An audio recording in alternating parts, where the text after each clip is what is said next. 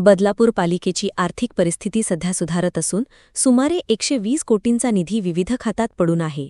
लवकरच पालिका निवडणुका होणार असल्याने नोकरशाहीचा एककल्ली कारभार संपुष्टात येणार आहे. त्यामुळे पालिका प्रशासन या निधीवर डल्ला मारण्याच्या योजना आखत असल्याचे बोलले जाते. पालिका प्रशासनाची या निधीवर डोमकावळ्याप्रमाणे नजर आहे. 4 महिन्यावर आलेल्या पालिका निवडणुकीत सगळे राजकारणी गुंतून पडले असताना या 120 कोटींचा फडशा पाडण्याच्या योजना आखल्या जात आहेत. इथे नागरिक मूलभूत सुविधा उपलब्ध नसल्याने अत्यंत त्रासले आहेत. पण हे प्रशासन मात्र लोकनिधी हडप करण्याच्या योजना आखत आहेत. नागरी दलित वस्तीचे राज्य सत्ताकडून पालिकेकडे सुमारे 12 कोटी अनेक काळापासून पडून आहेत. पण प्रशासक त्यावर मौन धारण करून बसले आहेत.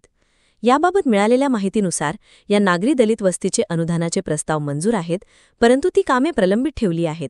याचे कारण असे आहे की निवडणूक काळात काही थातूरमातूर बोगस कामे करून ही बिले काढून कोट्यवधी रुपयांची रक्कम खिशात टाकून मोठा हात मारला जाणार आहे.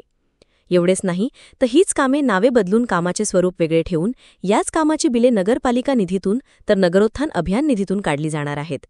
म्हणजेच नागरी दलित वस्तीचे काम तर करायचे तर नाहीच, वर एकाच कामाचे 3 वेगळ्या हेडवरून बिले काढायची असे पालिका सूत्रांकडून समजते.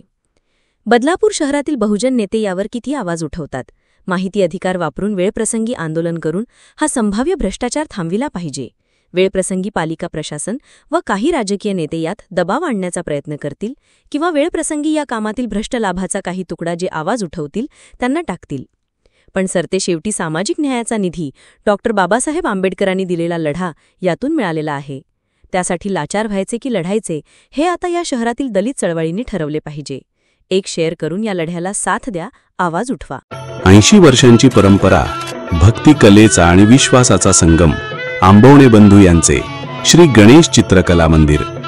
इथे बनतायत शार्दूल मातीच्या, लाल मातीच्या सर्व प्रकारच्या मूर्ती. आता तुमच्या मनातल्या बाप्पासाठी बुकिंग सुरू. लगेच भेट द्या.